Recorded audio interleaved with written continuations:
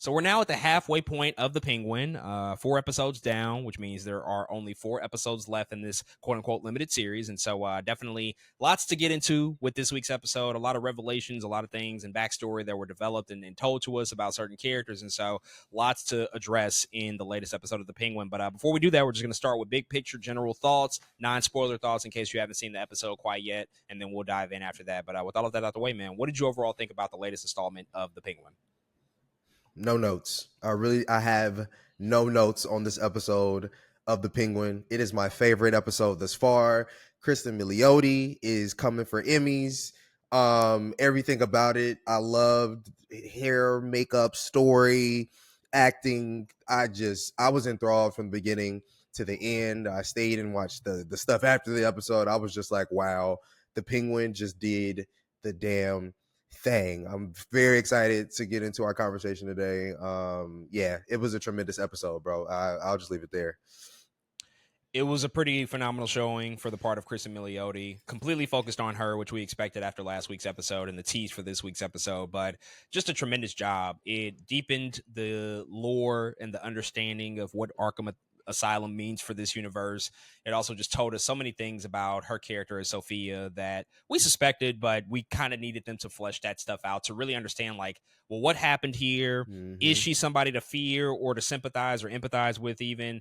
And we got all of those answers in this episode. It was a tremendous hour, I think, of television, and certainly kind of their shining star so far within the show. And I think it was the perfect halfway point as well. This is the perfect sort of mid-season, quote unquote, finale that I think you can have, because the second half of what the show is going to be is obviously going in a very, very different direction based on what we saw at the end of this episode. And so I thought that it, certainly perfectly encapsulated what it meant to be sort of that second act, sort of change and pivot that you needed to take to tell the rest of the story. But it was tremendous. I thought that it was a really, really, really phenomenal episode of television. I enjoyed it. I loved it. And can't wait to dive in. So folks, with all of that said, if you've not watched the episode 4 of The Penguin, the latest episode of The Penguin, this is your spoiler warning. Go check it out, watch it, and then come back and finish out the rest of our conversation.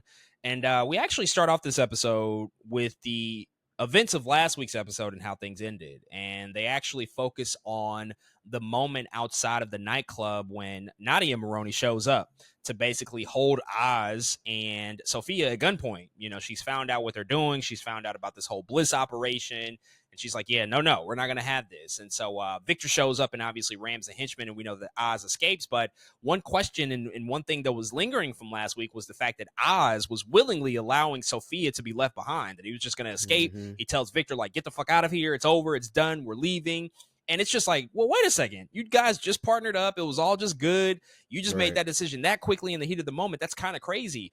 Well, what we didn't see was Sofia's perspective in that whole moment, and basically finding out that Oz is indeed responsible for the death of her brother. Nadia actually reveals that information to Sofia in that very moment, which of course is just going to change everything about her relationship with Oz and how she works with him and views him. And ultimately she's going to want to come for revenge. But that instantly just sets in motion, like, oh shit, she knows now. She knows, like, this guy has killed this person that she loved so much, the only person that really supported her, and that's going to mean hell for him. So before we dive into obviously the flashback stuff and really diving into her backstory, I mean, instantly in that moment, they kind of gave us, one of those things that we've been wondering about, like, when is she going to find out and how is she going to find out? And now we see that, on the other side of that equation where Oz decides to leave her, well, it was probably a well-informed decision to make, considering that he probably knew that Nadia was going to spill the beans on what had happened between him and Alberto.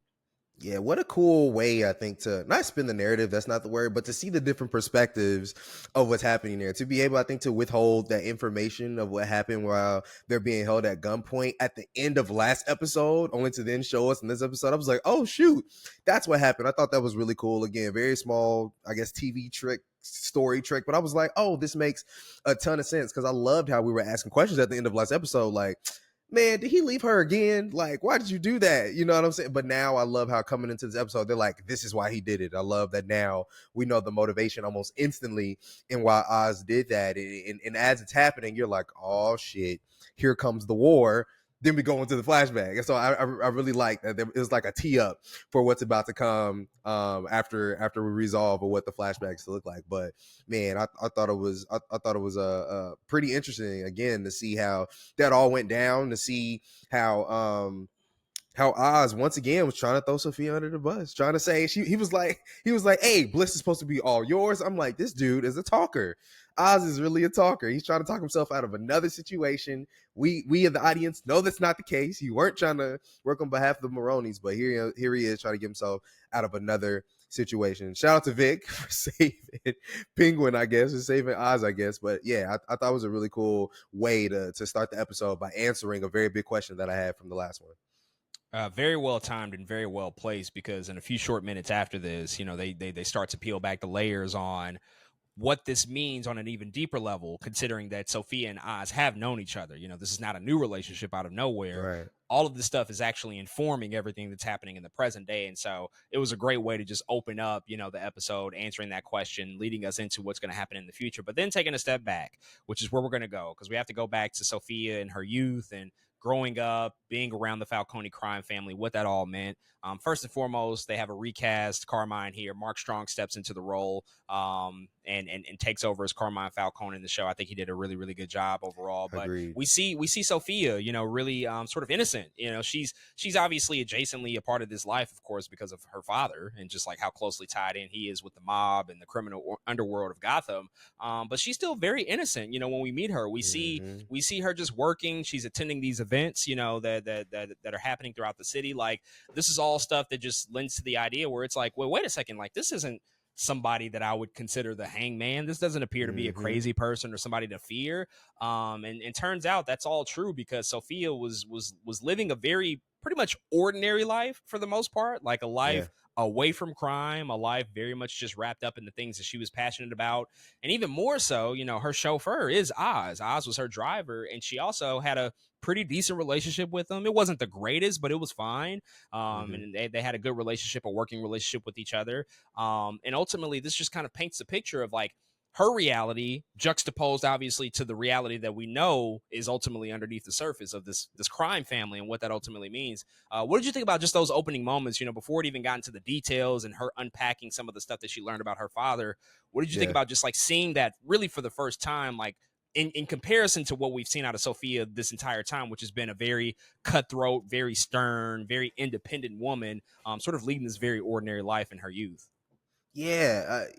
It's always interesting to see why somebody like that who is so troubled, the Sophia that we've met so far, becomes this person. And they literally flash back to somebody who was the opposite. At the end of the episode, they talk about how the purposely those first 20 minutes of the episode are purposely very light. Like, she is an advocate for women's health, and everything is so sunny, and she even dresses lighter at that time. She does seem innocent, and she doesn't really know anything about her father, or really probably the operation that much in general, of what the Falcone crime family is even really doing. So it was really cool, I think, to see yeah, just her, what she looked like in that innocence, what she looked like in those moments of youth. Because now there's an establishment like, how the hell did you go from here being sweet and a women's health advocate and all of these things to how we see you again in the first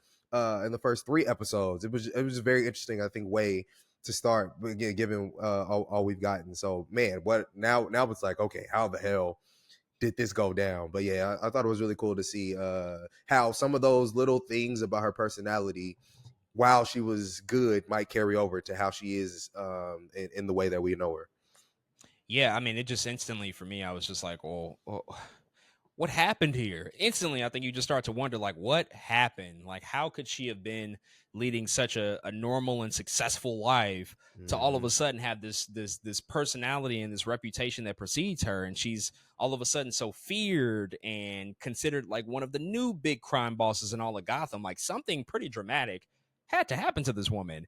And in fact, that is exactly what did occur. Something so dramatic that I didn't predict and necessarily see coming, but it definitely speaks to just the cutthroat nature of what this family and what this underworld represents. Because long before she ultimately gets committed to Arkham, Mm-hmm. Sophia starts to get questioned by a reporter named Summer. And basically, Summer is digging into the fact that a lot of women have been dying, particularly at the Iceberg Lounge, which is, very much tied to the Falcone crime family.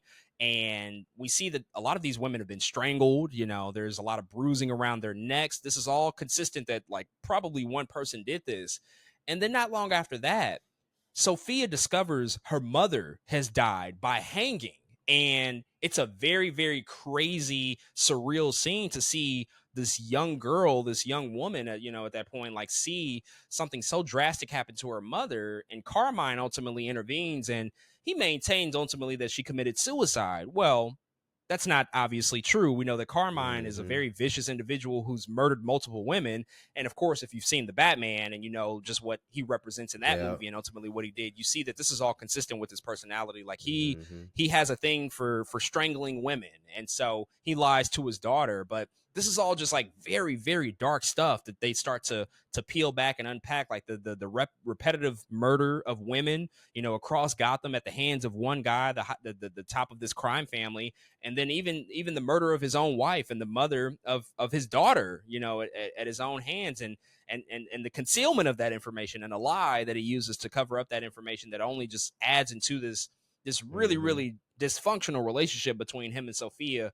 What were you thinking as you started to see all of that unfold? Because it definitely, I think, starts to inform, like, okay, she's existing in a particular scenario where nobody can be trusted, including her own father.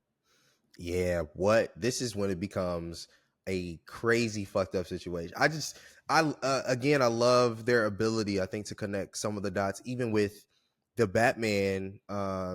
In what Carmen Falcone, like you said, we knew he was a strangler. He loved to strangle women, but we never knew, the Batman never said he likes to hang them as well. Like, that was like a new detail that we had never gotten before. And so to see how young Sophia had to go through that moment, walk in that room, see her mother be hung, and for Carmine to be like, oh, don't look at that, to only frame it as suicide is just like, what? Like, what is going on there? Like, how did this happen? And how did nobody else, really step up to change this whole thing? It was just so dark, I think, to see anybody's parent like that, but to see the other parent not only do it, but to console you after you made him think it's a suicide, is just some dark twisted shit, to be honest. And I just, like, there's no other way, I think, to spin that. But that is almost, in some ways, in some ways is the beginning of Sophia, in which we know her now.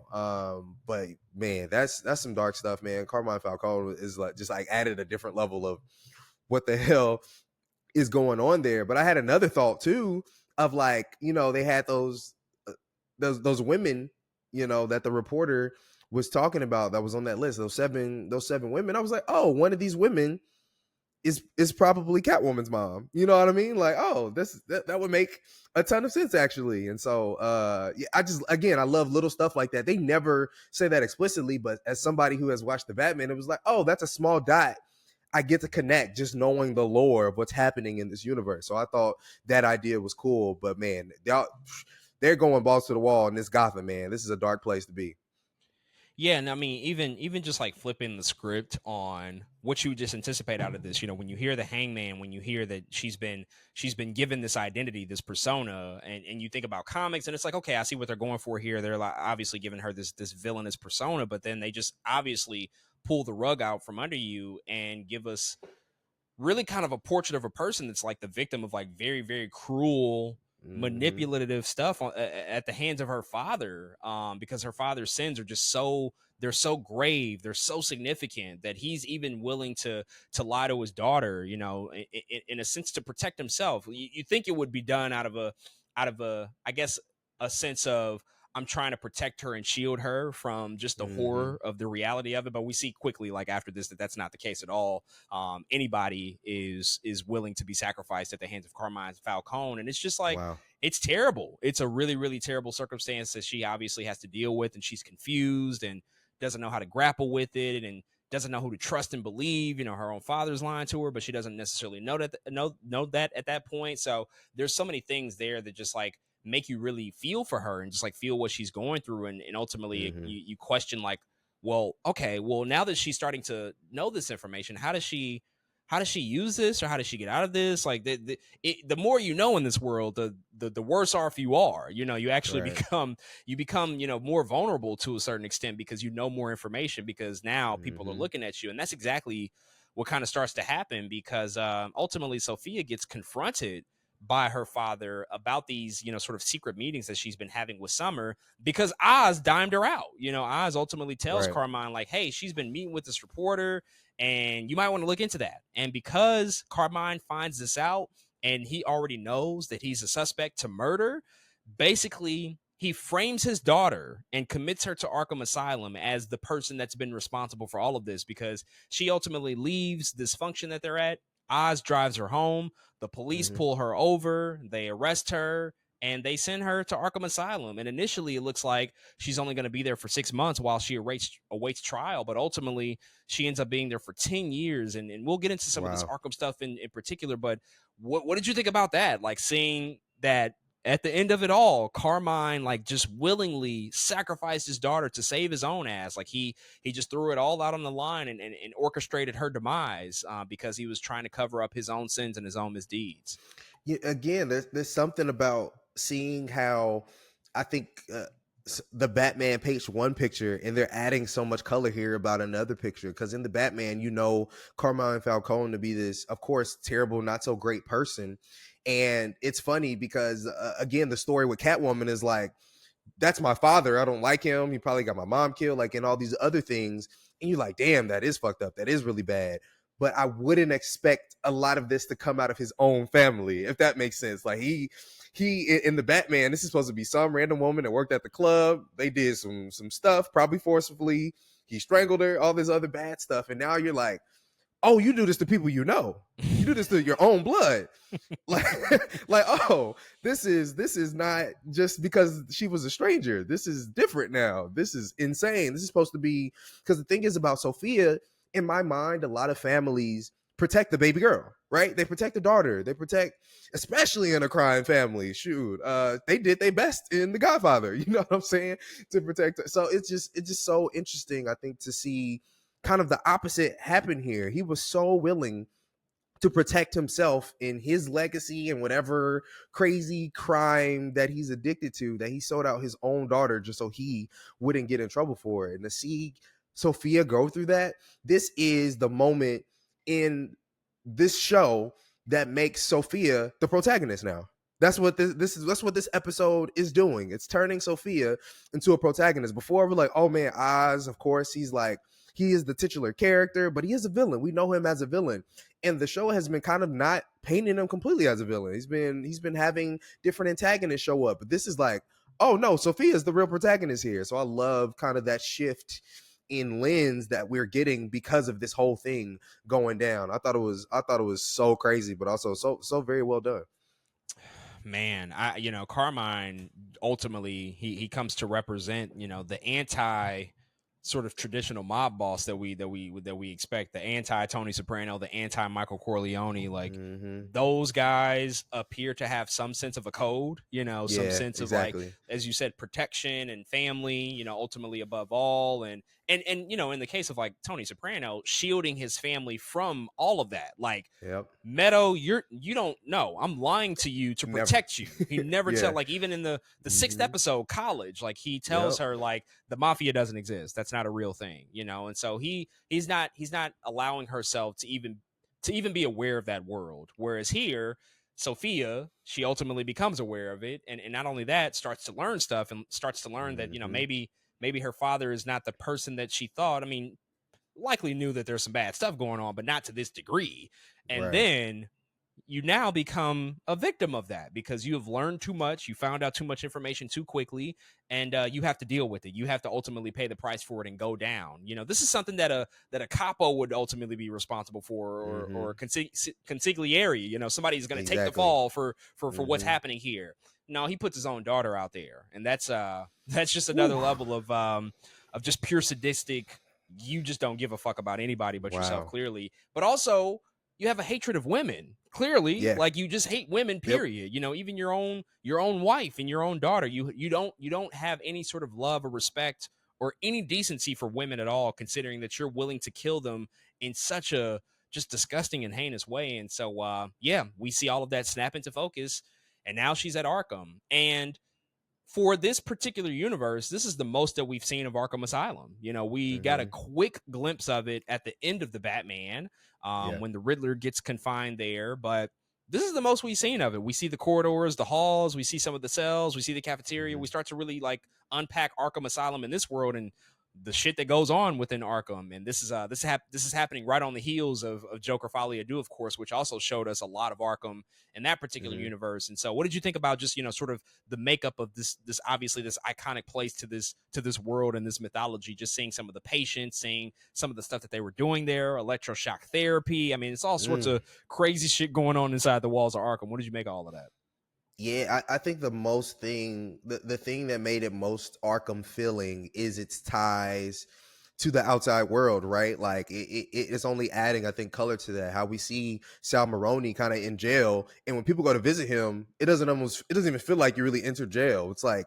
It's almost like his little clubhouse. You know what I mean? Like you walk in, he's sitting there chilling. He probably got some cards. He might be smoking a cigar, and his posse is around him. It's like, are you sure you're in jail? But I say that to say when we see Arkham, it's crazy to see how even the Falcones can have their own little, I think, touch on the things that happen within those walls in Arkham. That's the thing again that makes it feel like, oh no, this is Arkham Asylum. Because other than that, it just seems like a really fucked up jail, which it is.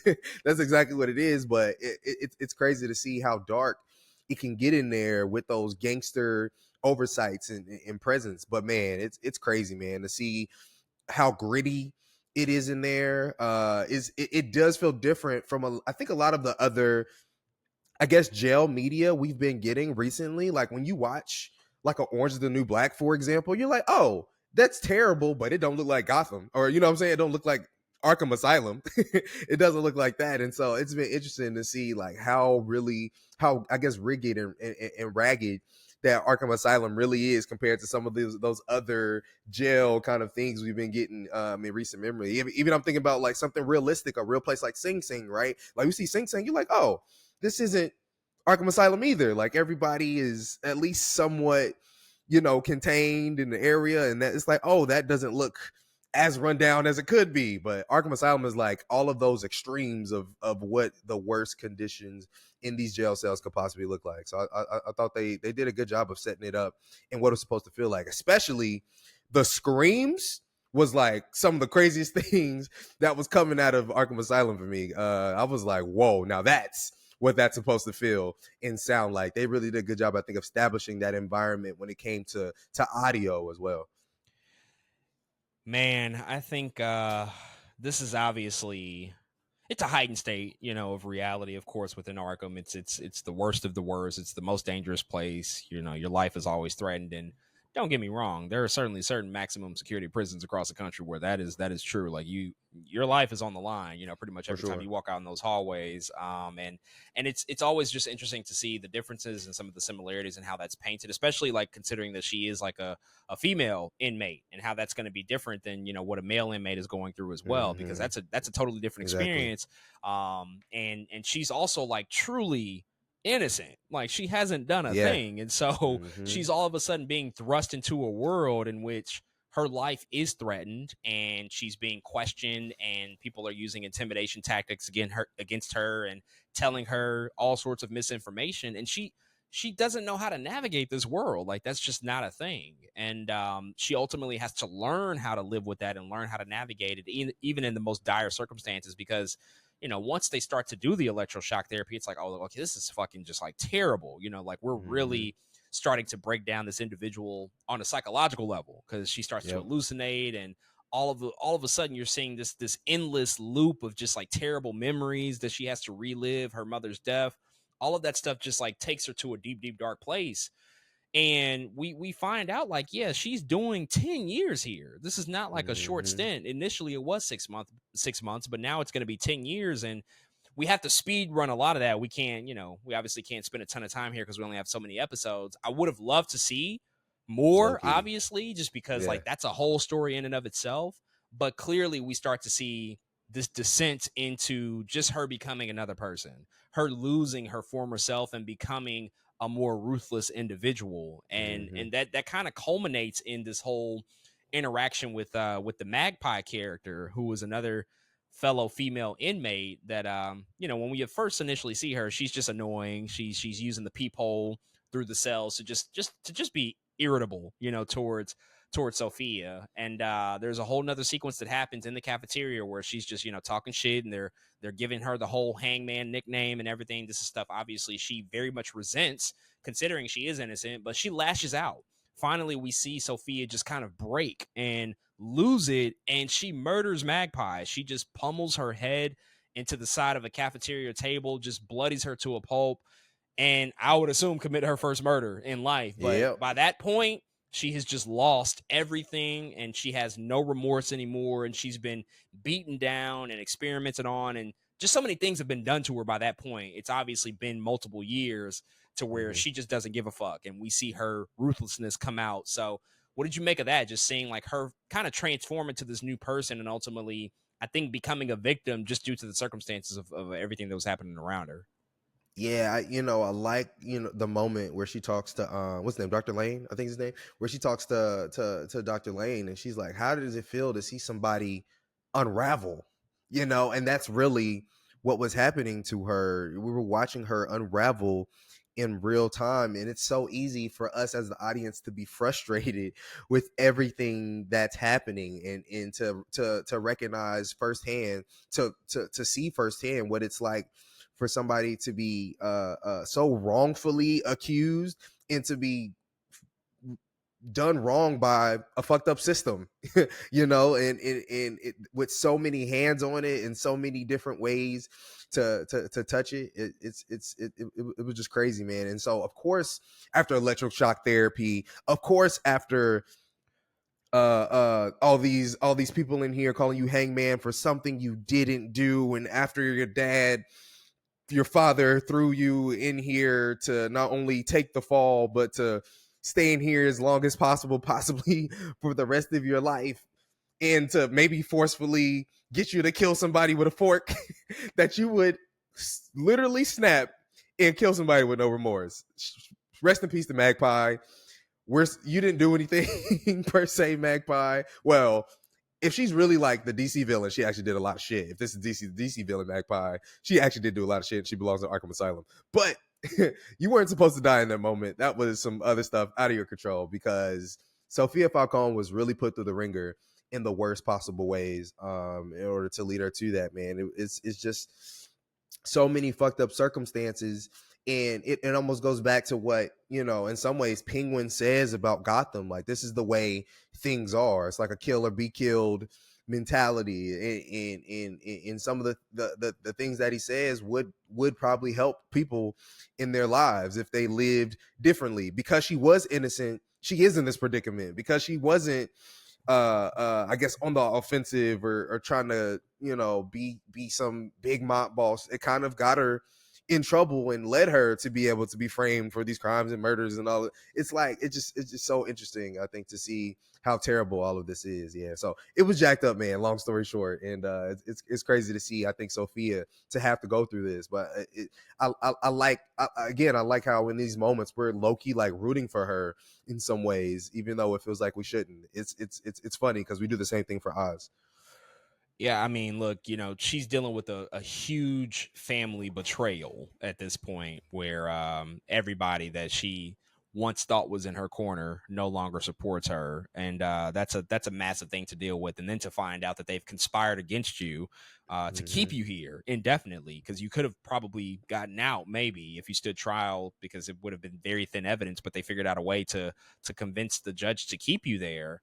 And then you're just dealing with all of the stuff that's happening within the walls of Arkham. I mean, it's too much for any person who's just been thrown into the situation unexpectedly for no reason of their own doing. And it's really, really crazy to see her break like that. But there is like one sign of, I guess, a light in this whole thing, and that's the relationship that she has with Dr. Rush, played by Theo Rossi. Mm-hmm. He's like the therapist, that's there with her the entire time in Arkham. And so we see a few sessions where she's talking to him and kind of explaining to him her situation and ultimately the fact that, she was betrayed. Like, that's the only real sort of meaningful relationship that she has in the walls of Arkham. And we also see that he does like appear towards the end of the episode back in present day too. So that's a relationship that continued even after she left Arkham. And so anything you want to say just about that? Because that's one of the things where it's like you're looking at so many like terrible things happening to her, so much bad shit, Mm-hmm. and the deck truly be stacked against her. They did give her one sliver of, I guess, hope, to a certain extent, something to sort of fight for or to keep her to a certain degree, in some respects, a little bit more sane, because it could quickly, as you said, sort of unravel if she didn't have anybody in her corner. But Dr. Rush is kind of the one person who was supporting her throughout that entire time while she was in Arkham. Yeah, I think it's a decent, cool story, and it's still something I think we're trying to figure out everything of what it is. Right, like when we first see Doctor Rush, what was that, episode 2, maybe 1? I don't even remember at this point, but it just her going to therapy and calling up Doctor Rush, and seemed like, oh wow, was this thing romantic? Like, what is happening here really at all? It's kind of hard to tell, but Doctor Rush, like you said, was in her corner, at least trying to be in her corner as much as he could. But it's man, I can't even imagine if he wasn't there for her, in some form or fashion. We see her get that electrotherapy, and he's always there, like, okay, but what if she didn't do it? Okay, like really doing her best, or really doing his best, trying to help her out. And I don't know where she would be kind of without him. Not that he saved her or anything, but he did feel like a piece of somebody listening to her that was in there. And so I can't even think of the one person that I thought might have been listening to in Magpie. She kind of killed. So Dr. Rush was kind of all she had in there to kind of work with. But yeah, I can't imagine if she didn't have that. And so in that relationship, of course, carries to the outside. He's the one that picks her up. He's the one that does, again, helps her with therapy outside of Arkham. But man, who knows where her mind would be with at least that one person that's like, hello, how you doing? I'm listening to you. And that brings us back to present day in the story. She wakes up, from some this extended flashback that they have. Again, she's in Dr. Rush's house, and she kind of realizes the weight of what's happening, and sort of dealing with the repercussions of trusting Oz and what that meant. But then also, again, just like reminded of the fact that she can't even trust her own family. That's something that ultimately led to her Mm-hmm. demise, unfortunately. And so she decides to take drastic measures and just flip the script on this whole thing entirely. And so she basically pops up at a family dinner, and she just she smokes them for basically condemning her to Arkham. She's just like, yo, y'all fucked me over. You understand like what you did here, but that's okay. Like, she stands before the entire family, very much, I think, in a new sense of purpose, a newfound purpose, a new sense of realization. And this episode is Mm-hmm. even titled Chintani, which means new beginning, and this is kind of a rebirth for her. And I think that realization that she has to just like start completely over, and ultimately she kind of has to do to the family ultimately what they did to her, and that's betray them, and just rid them of their lives. And that's what we see her do. And the only person that she spares in this master plan is her cousin Gia, and then also Luca Mm-hmm. as well, who's a part of the family. Those are the only people that she spares. But she basically goes into the mansion while everybody's asleep and unleashes this gas that's responsible for killing everybody inside the house. Everybody dies. Everybody meets their end. But she ultimately takes a gun, and she confronts like the only person that she allowed to stay alive, which was Johnny Vitti, who we've seen pop up a couple of times. And she's going to use him to figure out some information ultimately, and probably use him to be in her corner in this fight back against Oz, because that's probably going to be her next target. But this is a crazy sequence because she just in one fell swoop killed a lot of people, very, Mm-hmm. very quickly, including her own family members. But Yeah. it's something that almost kind of felt like it was coming to them just based on everything that happened, in the years prior and the years building up to that. But it was a huge scene, very, very, very violent. And obviously is going to have a lot of repercussions considering that she just kind of wiped out an entire crime family. So there's really nobody left to answer to except her own self. So what did you think of that? And like, what do you think of like just the repercussions for what that's going to look like, considering like the Falcone crime family is basically no more in this world after her actions? Yeah, what a scene, what a scene, what a scene. Uh like you said, they all had it coming in a way, but it's really crazy to think.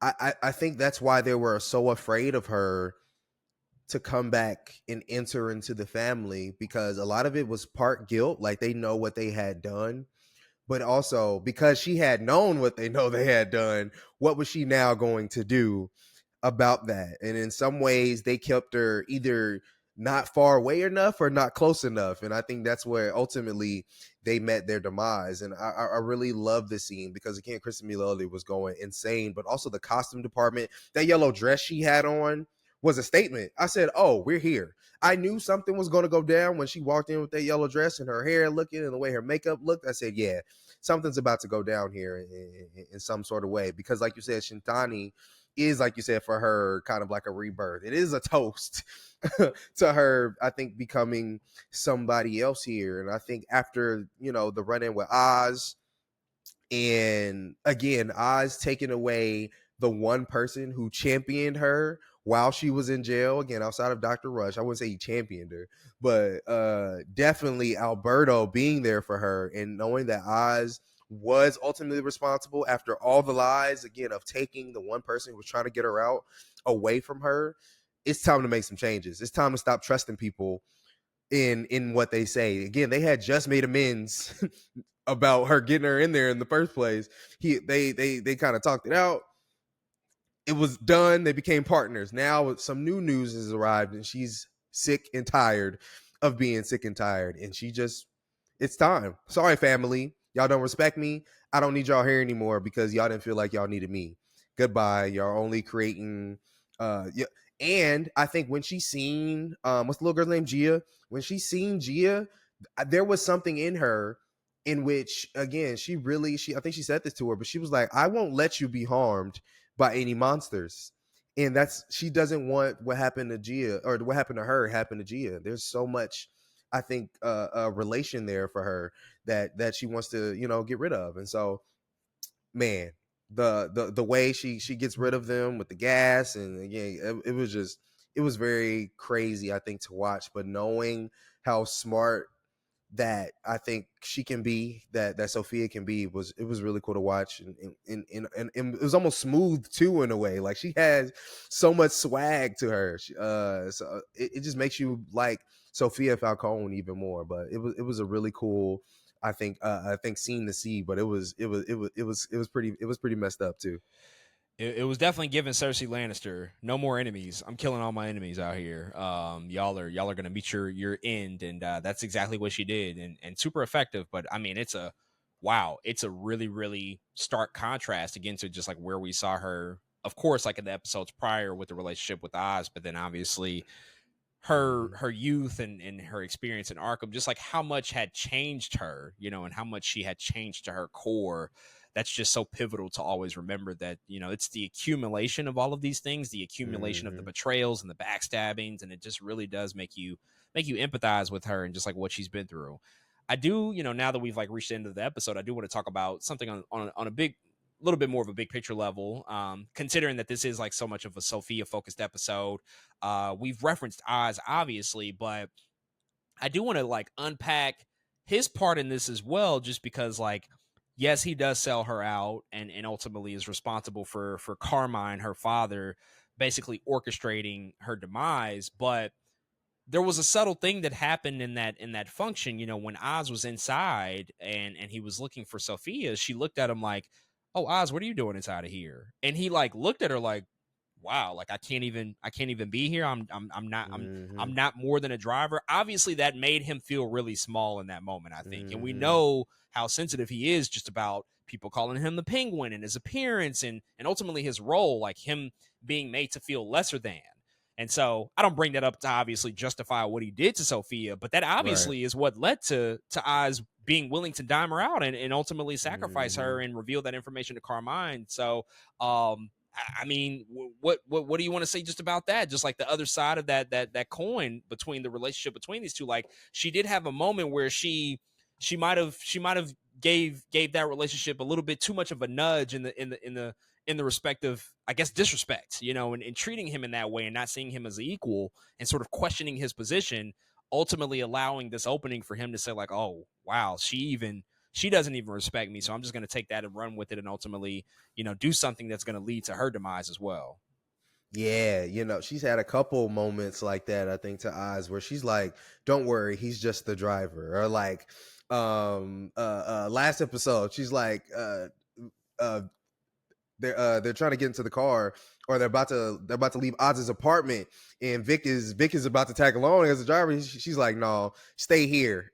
We're about to do this kind of like old times." Like she's constantly, I think, trying to make Oz kind of put him in his place and where he serves on the power position, right? Like where he's supposed to be in this hierarchy. Like, sorry, you're just the driver, and of course, like you said, I'm sure it makes Oz feel some type of way. He doesn't want anybody to talk to him like that or put him in any sort of position or make him feel small in any way. Because if not, that's how you end up dead from him. That's how you end up being sold out from him. That's how you. That's how a lot of things happen. That's how Alberto died, right? Making him feel small and laughing at him, and even in the car at the beginning, when he's getting out to go to the iceberg lounge or something, he calls her.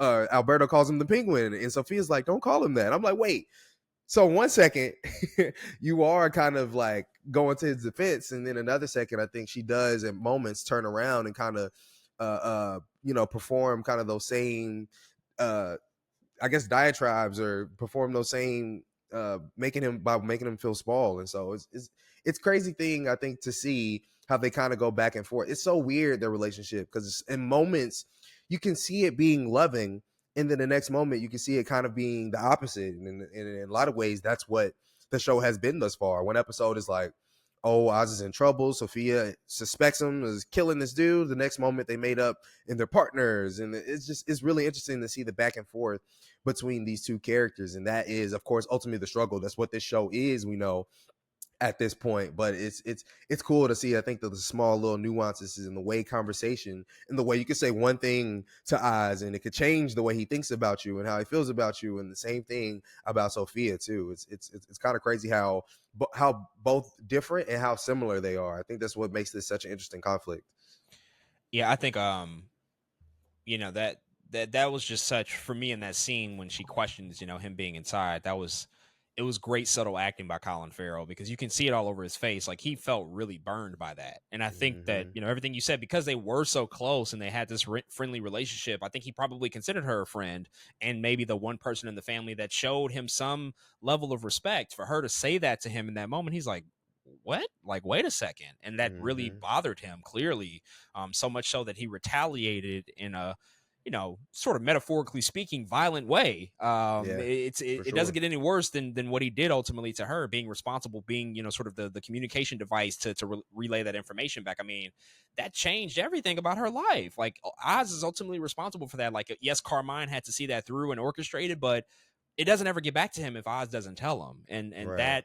that in and of itself it's a huge thing that character now carries, on top of the fact that she's now remembering that and knowing that about, ultimately the fact that she cannot place any sort of faith or trust in this guy. And so it's just all Mm-hmm. sort of meant to be this collision between those two characters. And so I thought that was like really fascinating, but like a really great subtle nod to just how their relationship has evolved and developed, and ultimately how it's dysfunctional and it's just not going to work. It was never designed to work, just based on where it was previously.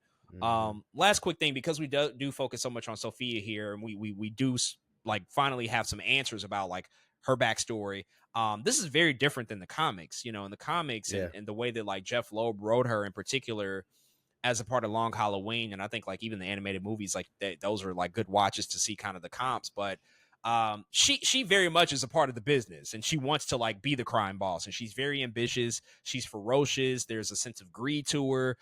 She's in the shit with Carmine and with the whole Mm-hmm. Falcone crime family, but now we clearly see that that's not who this character is. And so they almost kind of devise and create a new character in some respects. Like this Sophia is just almost in every step of the way, unlike the Sophia that we know in the Yeah. comics traditionally.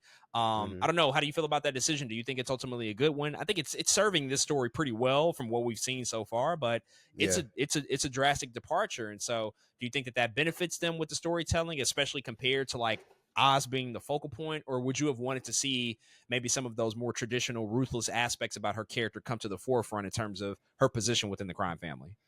No, I love this. I do.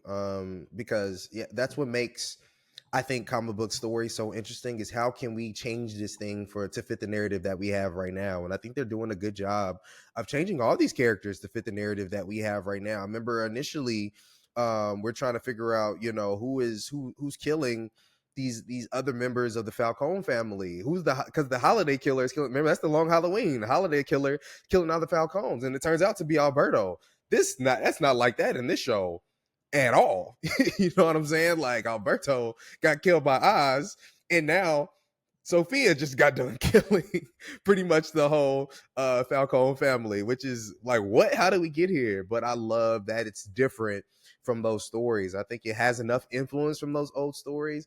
But now we're in 2024. Long Halloween came out a long time ago. Batman fans are looking for some newness or looking for a different story to hold on and latch onto. And I think this one provides you know, as dark and crazy and gritty as it is, it actually adds some more human elements to it. When we see this in live action, it's like, okay, but how did she get like this for real? I think the story that they have built up here, it makes a lot of sense with what they're doing going forward. And again, I think this is just the world in a different Gotham that they're trying to build, and I think they're doing that successfully.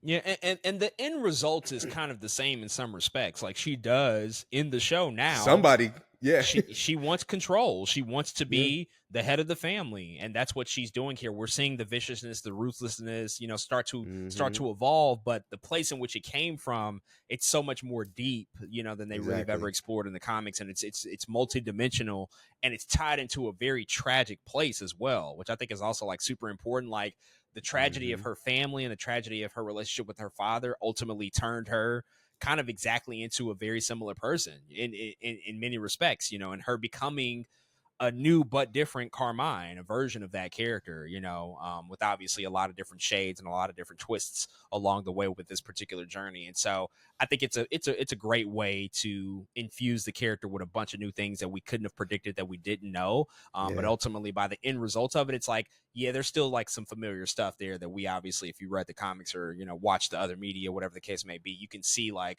oh yeah, those traits are similar. Like we're seeing Sophia emerge. You know, she is becoming that Hmm. person, albeit through a different journey to get there on the way. But definitely a very, very exciting 4 episodes remaining with the Penguin. We are at the halfway point, so we'll certainly be back to talk about the rest of the show. But folks, those are all of our thoughts about episode 4 of the DC and HBO original series, The Penguin. If you've checked this out, hit us up and let us know what you think.